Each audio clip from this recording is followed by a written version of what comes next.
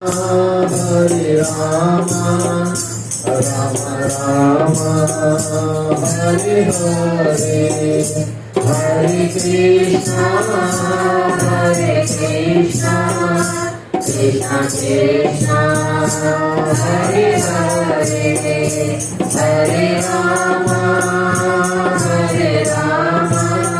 Rama Rama, Hare Hare, Rama Rama, Hare Hare, Rama Rama, Hare Hare।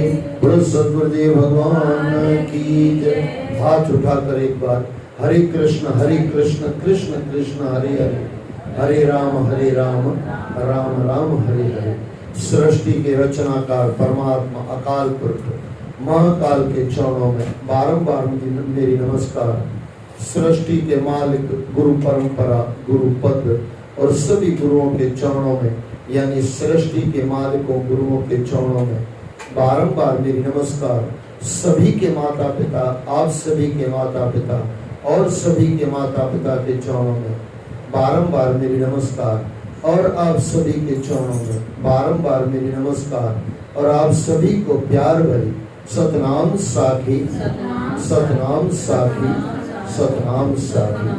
आज साईं का जन्मदिन शनिवार, आप सबको लाख लाख करोड़ करोड़ बधाइयाँ बधाइयाँ बधाइयाँ। कुछ कुछ दिन स्पेशल होते हैं। कल भी क्या था आपको पता है?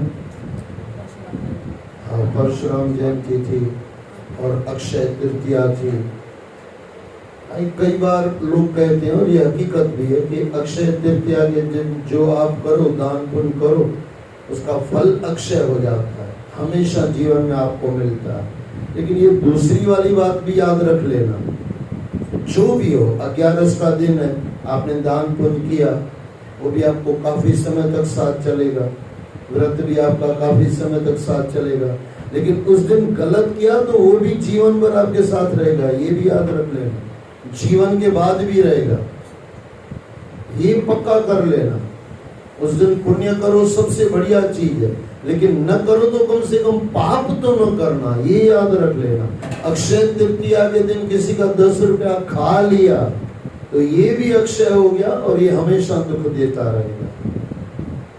पाप न करें, ये सबसे बड़ी बात है। पुण्य तो फिर होता रहता है, पाप न करने का संकल्प पक्का कर लो और पुण्य फिर धीरे धीरे होता रहता है। गुरुओं की कृपा होती है, गुरु उसके ऊपर ही कृपा करता है जो संकल्प करता है, बाबा मैं मेरी तरफ से पूरी कोशिश करूंगा, पाप नहीं करूंगा, शक्ति आप देना। और वो जब गुरु शक्ति देंगे तो फिर पुण्य भी होते रहते हैं। बोलो सद्गुरुदेव भगवान की जय। श्रीमद् भागवत महापुराण की जय। बोलो श्री कृष्ण भगवान की जय। आज से 8वां सेकंड शुरू हो रहा है श्रीमद् भागवत महापुराण, 8वां सेकंड, अध्याय पहला, विविध मनवंतरों का वर्णन। राजा परीक्षित ने पूछा, मुनिवर स्वयंभू मनु के वंश का विस्तार तो आपने बताया था, उस वंश में उनकी कन्याओं के द्वारा मरीच आदि प्रजापतियों ने अपनी जो परंपरा चलाई उसे भी आपने बताया था। अब आप कृपया कर दूसरे मनवंतरों में होने वाले मनुओं के बारे में भी हमें बताइए।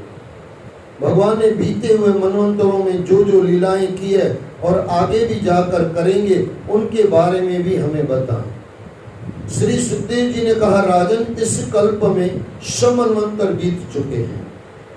उनमें से पहले मनवंतर का वर्णन मैं कर चुका हूँ। देवता आदि की उत्पत्ति उसी में हुई थी।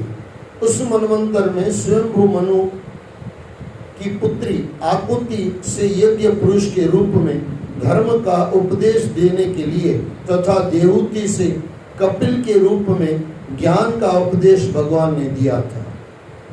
तब उन्होंने पुत्र रूप में अवतार लिया था। बोलो कपिल महाराज की जय। सांख्य योग कपिल देव महाराज ने दिया है, बहुत सरल। परमात्मा तरफ चलना बहुत सरल होता है। कठिन क्या है? दुनिया छोड़ना, संसार छूट जाए, परमात्मा मिला हुआ ही है। और मिला हुआ समझ में भी आ जाता है, संसार छूट जाए तो। यज्ञ पुरुष ने आकुति के गर्भ से अवतार लेकर जो किया, अब उसका वर्णन करता हूं। परीक्षित, मनु ने समस्त कामना और भोगों से विरक्त होकर राज्य छोड़ दिया था। कपिल अवतार के समय मैंने उसका वर्णन तुमसे किया था। वे अपनी पत्नी शतरूपा के साथ तपस्या करने वन में चले गए थे। तब उन्होंने सुनंदा नदी के तट पर एक पैर से खड़े रहकर 100 वर्ष तक घोर तपस्या की। तपस्या के समय वे भगवान की इस प्रकार उपासना किया करते थे, जिनकी चेतना के स्पर्श मात्र से यह विश्व चेतन हो जाता है, वे परमात्मा हैं। संपूर्ण विश्व में रहने वाले चराचर प्राणी और यह विश्व सब उन्हीं परमात्मा में व्याप्त है। मनुष्य को संसार के किसी भी पदार्थ में मोह न करके मात्र उतना ही ग्रहण करना चाहिए जितने से जीवन बचा रहे। ये सुन लेना। इस सबसे बड़ी दिक्कत क्या होती है पता है? मनुष्य को संसार में किसी भी पदार्थ में मोह न करके मात्र उतना ही ग्रहण करना चाहिए जितने से जीवन बचा रहे। हमको क्या ज्यादा चाहिए? अच्छा, ज्यादा भी नहीं चाहिए, सबसे ज्यादा चाहिए। जो दुनिया में है सभी से मुझे ज्यादा चाहिए, मेरे जैसा कोई ना हो। ये होता है अभिमान, स्टेटस जमाना। समझो सामने वाले के पास 2 गाड़ी है तो मुझे 3 होनी चाहिए, और यही दुख का कारण है। और जो है उसको छोड़ना नहीं है, जितने से जीवन बचा रहे। तृष्णा का सर्वथा त्याग करना ही उत्तम है। इस संसार में परमात्मा ही समस्त पदार्थों और जीवों के साक्षी हैं। वे सभी जीवों में स्वयं प्रकाश होकर विद्यमान है। हम उन्हीं परमात्मा की शरण लेते हैं जिनका न आदि है न अंत है, जिसका न कोई अपना है न पराया है, न बाहर है न भीतर है, फिर भी वे सब जगह विद्यमान है। विश्व की सत्ता उन्हीं से है। वे ही वास्तव में सत्य और पर ब्रह्म है। उनके अनंत नाम है। वे ही सर्वशक्तिमान, सत्य, स्वयं प्रकाश, अजन्मे और पुराण पुरुष है। वे अपने माया से इस संसार की रचना, पालन और संहार करते हैं। वे अपनी माया से इस संसार की रचना, पालन और संहार करते हैं, फिर भी इससे सर्वथा तटस्थ रहते हैं। उन्हें जानने के लिए योगी जन और ऋषि मुनि कर्म योग का अनुष्ठान किया करते हैं। प्राय कर्म करने वाला पुरुष ही अंत में निष्क्रिय होकर समस्त कर्मों से छुटकारा पा जाता है। देखो ये क्या कह रहे हैं गुरु। प्राय कर्म करने वाला पुरुष ही अंत में निष्क्रिय होकर समस्त कर्मों से छुटकारा पा जाता है। परमात्मा भी यही करता है। सृष्टि बनाते हैं, फिर चलाते हैं, फिर संहार करते, वापस बनाने के लिए दी जाती है। आप बोलोगे इतना विस्तार है, इंसान फंस ही जाता है। अरे आप, हमारा विस्तार बढ़ा कि भगवान का विस्तार बढ़ा?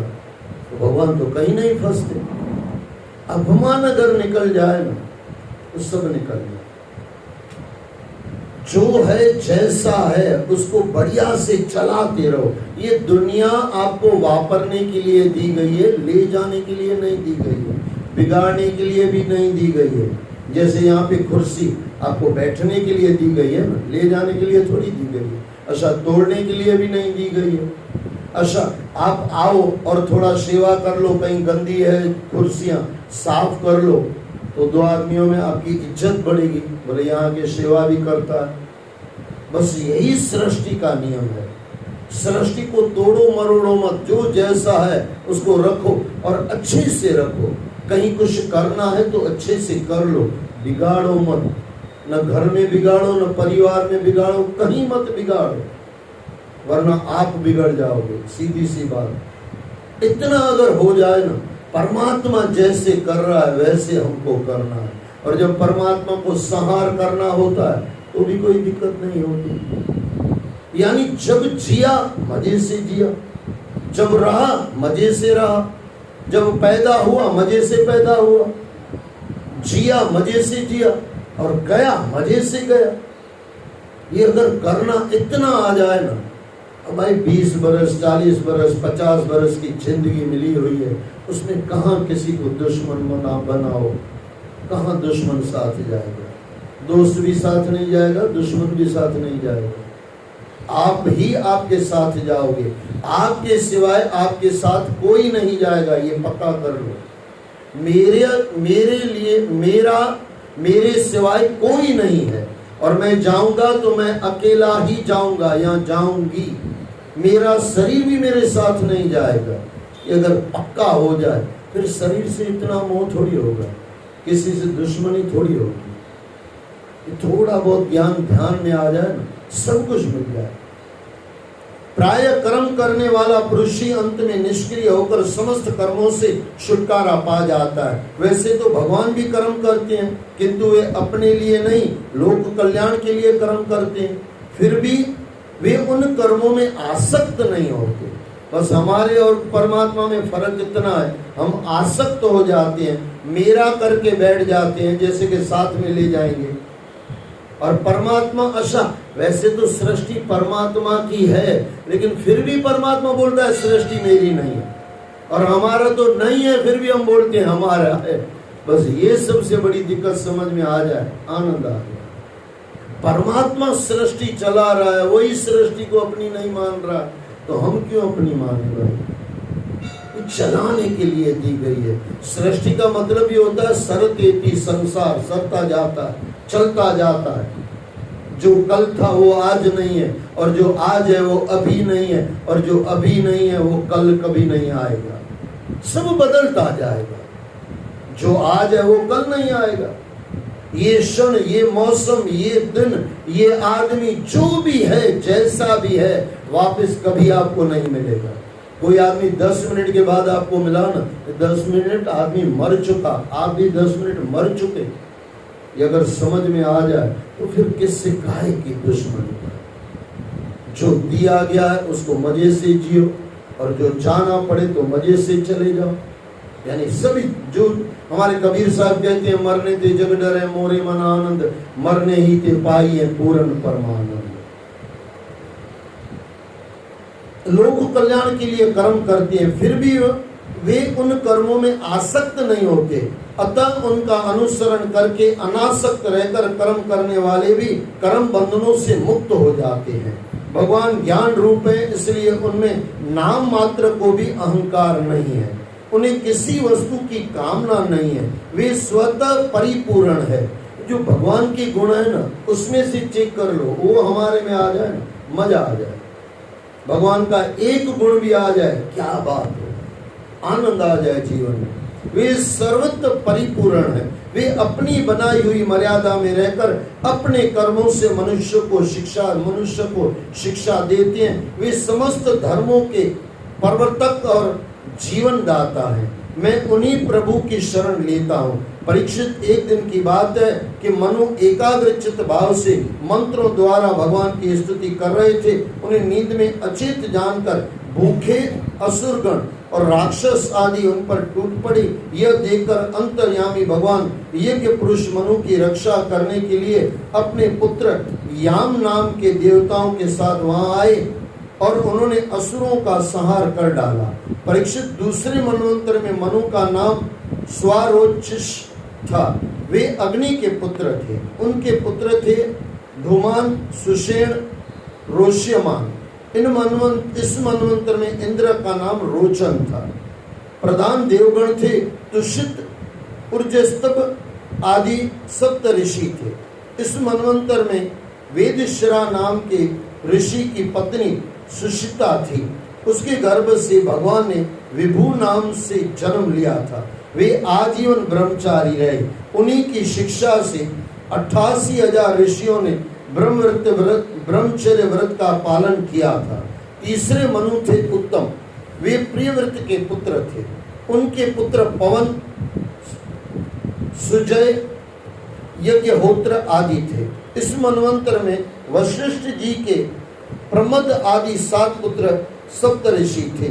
इंद्र का नाम था सत्यजित। इस मनवंतर में धर्म की पत्नी सुनुता के गर्भ से भगवान पुरुषोत्तम ने सत्यसेन के नाम से अवतार लिया था। उसके साथ सत्यव्रत नाम के देवगण भी थे। इस मनवंतर में भगवान ने इंद्र के सखा बनकर असत्य प्राण, दुशील, दुष्ट यक्षों और राक्षसों और जीवद्रोही भूतगणों का संहार किया था। इस युग में सत्य, वेद श्रुत और भद्र देवताओं के प्रधान गण थे। चौथे मनु का नाम था तामस।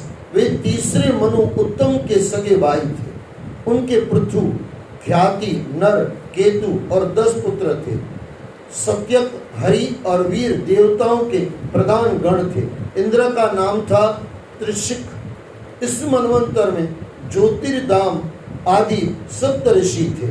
विद्युति के पुत्र वैद्युत आदि नाम के देवता इस युग में हुए। उन्होंने नष्ट प्राय वेदों को अपने शक्ति से बचाया था, इसलिए उन्हें वेदद्रुति कहा जाता है। इस मनवंतर में हरि मेघा ऋषि की पत्नी हरिणी के गर्भ से श्री हरि के रूप में भगवान ने अवतार लिया था। इसी अवतार से उन्होंने ग्रह से गजेंद्र की रक्षा की थी। राजा परीक्षित ने पूछा, मुनिवर, यह प्रसंग अत्यंत पुण्यमय है। हर कथा पुण्यमय होती है, लेकिन हमको पुण्य क्यों नहीं मिलता है? क्योंकि हमारा ध्यान ही नहीं होता। यह प्रसंग अत्यंत पुण्यमय है। आप कृपया करके बताइए कि भगवान ने ग्रह से गजेंद्र को कैसे बचाया था। सूत जी बोले, शौनकर आदि ऋषियों, राजा परीक्षित द्वारा ऐसा कहने पर श्री सुखदेव जी ने प्रसन्न होकर गजेंद्र मोक्ष की कथा को सुनाया। अध्याय 2, गजेंद्र मोक्ष की कथा का वर्णन। श्री सुखदेव जी ने कहा, राजन, क्षीर सागर में त्रिकुट नाम का एक प्रसिद्ध पर्वत था। वह 10,000 योजन ऊंचा था। प्राकृतिक सौंदर्य उस पर बिखरा हुआ था। उसके सुंदर शिखर क्षीर सागर के जल में प्रतिबिंबित होते रहते थे।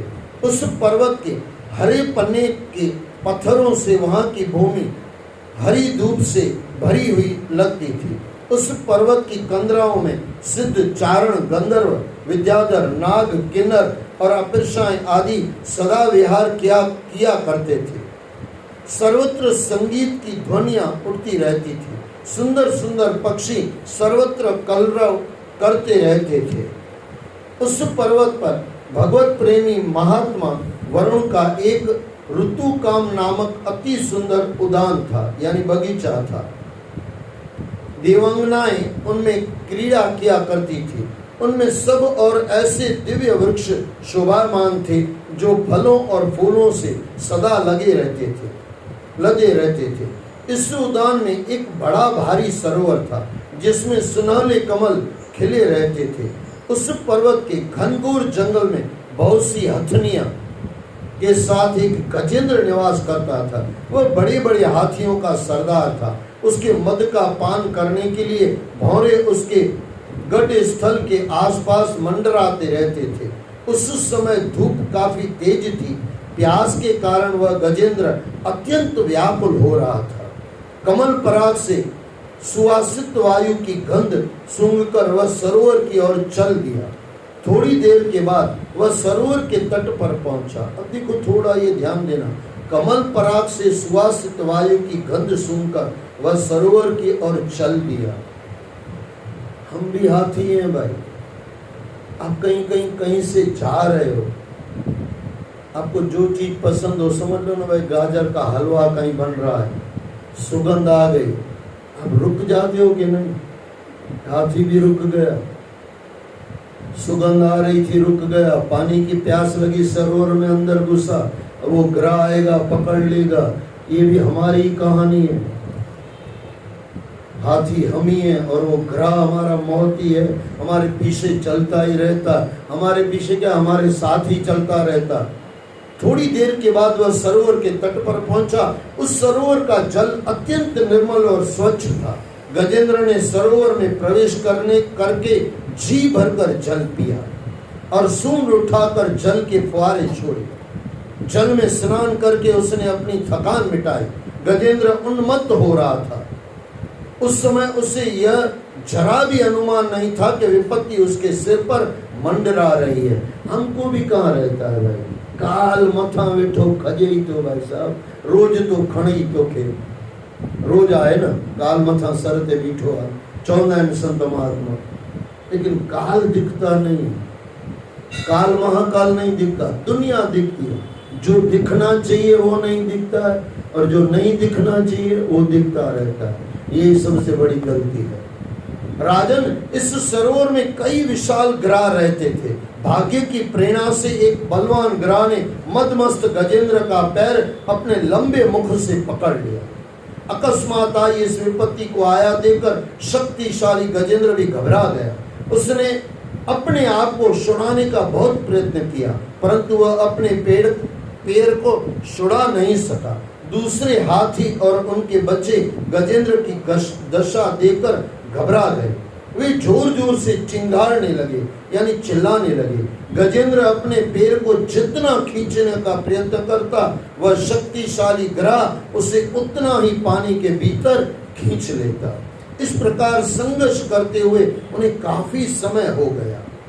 अंत में गजेंद्र शिथिल पड़ गया और अपने आप को छुड़ाने में असमर्थ समझने लगा। तो उसने मन में विचार करके भगवान श्री हरि की शरण लेना ही ठीक समझा। उसने सोचा कि काल बड़ा बली है। लगता है अंत में जब बुढ़ापा आ जाता है, और ऐसे कहते हैं ये जो लड़ाई चली थी ना 1000 बरस चली थी।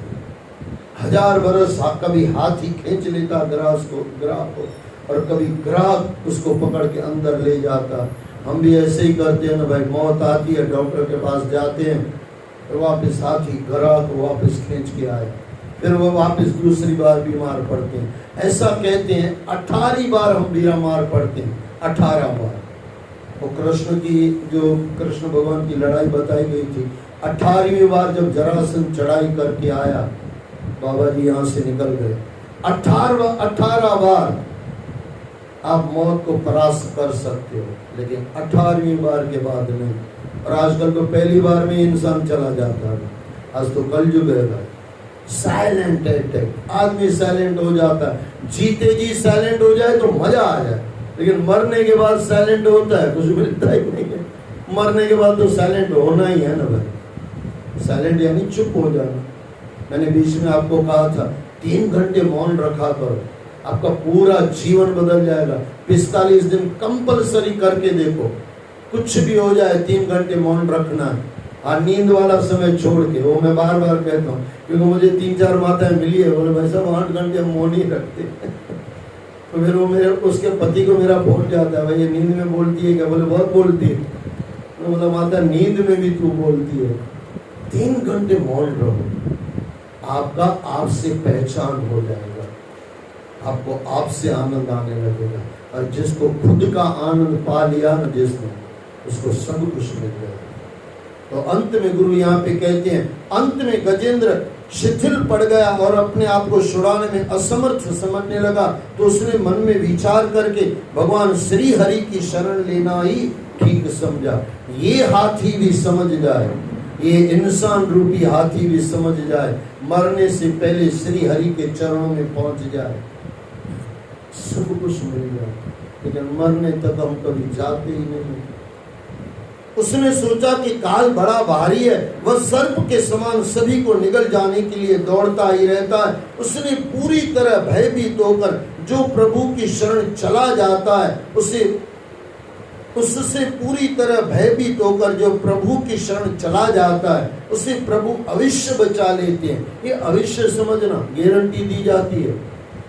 हम मोदी की गारंटी तो समझते हैं, भगवान की गारंटी नहीं समझते। मोदी की गारंटी भी समझनी चाहिए, गलत अर्थ मत लेना। लेकिन मोदी को जिसने बनाया उसकी गारंटी कितनी लंबी होगी और कितनी सच्ची होगी, इसके लिए पक्का कर लो। उसे किसी जो प्रभु की शरण चला जाता है, उसे प्रभु अवश्य बचा लेते हैं। वे प्रभु सबके आश्रयदाता हैं। मैं अब उनकी शरण लेता हूँ, वे ही मुझे अब बचा सकते हैं। ऐसा सोचकर उसने भगवान श्री हरि का स्मरण किया। यहाँ अध्याय 2 समाप्त हुआ। लेकिन 1-2 मिनट में आपको ये वापस कह दूं कि पक्का कर लेना भाई, ये जो है ना आज का बहुत बड़ा विषय है। वैसे तो ग्रह यानी हमारी मौत, हाथी हम हैं, बार बार गिरा उसको ले जाता था। ऐसे मैंने कहा ना आपको 1000 बरस तक युद्ध चला। अंत में उसको याद आया, हाथी को याद आया, मुझे याद करना है भगवान को, और उसने भगवान को याद किया। और कल उसका अगला चरित्र आएगा कि अगले जन्म में ये क्या था, हाथी को क्यों ये याद आ गया, मरते मरते हाथी को क्यों याद आया, और फिर बच भी गया। हम भी अमर हो सकते हैं, बस इतना ही साक्षी शिव परमात्मा को समझ जाए, गुरुओं के तरफ बराबर ईमानदारी से चले। देखो काफी बार मैं कहता हूँ, हम लोग ऐसा नहीं कि परमात्मा तरफ नहीं करते, करते ही हैं। आप अगरबत्ती भी अगर ईमानदारी से घुमा रहे हो, परमात्मा उससे भी राजी हो सकता है, लेकिन पूरा डूब के घुमा रहे हो तो हमारा तो क्या देखते हो, उधर है आरती, इधर चलती है, हाँ सब गजब है हमारा। झगड़े के समय हम सिर्फ झगड़ा करते हैं, और पूजा के समय पता नहीं हम क्या क्या करते रहते हैं। कई लोग बोलते हैं ना मन स्थिर नहीं होता। अच्छा, झगड़े में 2 विचार आते हैं। झगड़े में खाली ये होता ना, मायना के देखा रे शजांस बस इसको दिखा ही दूं मैं। अच्छा, ये परमात्मा तरफ क्यों नहीं होता कि आज मैं भक्ति कर ही लूं? ये थोड़ा सोचना, जब वो झगड़े में आता है कि मैं इसको दिखा ही दूं, तो आज ऐसा क्यों नहीं होता है कि आज मैं भक्ति कर ही लूं, आज मैं पूरा डूब जाऊं? कभी ऐसा लगा है? मैं फिर दोहरा दूं, हम जो भी करते हैं ना पूरा डूब के करें, इसी से कार्य हो सकता है। मैं ज्यादातर कुछ नियम ज्यादा देता नहीं हूँ, इतना ही जो आप कर रहे हो ना, अभी यहाँ पे बैठे हो, पूरा डूब के बैठ जाओ। सत्यनारायण की कथा माताएं कराती है, कोई आएगा तो बीच में बातचीत करेगी, मैं बोला माता बीच में क्यों बोल रही है? बोली उसका अपमान नहीं होगा। अच्छा, आदमी का अपमान नहीं होना चाहिए, सत्यनारायण का भले अपमान हो जाए, और जो सत्यनारायण की कथा कर रहा है उसका भी भले अपमान हो जाए, यानी पंडित जी का भी अपमान हो जाए, कथा का भी अपमान हो जाए, लेकिन वो जो बंदा आया है या वो सहेली आई है उसका अपमान नहीं होना चाहिए। अरे उसके लिए किसी दूसरे को, लड़के को बिठा दो वहां पे। और मैं तो बोलता हूँ उस समय पूरा डूब जाओ ना।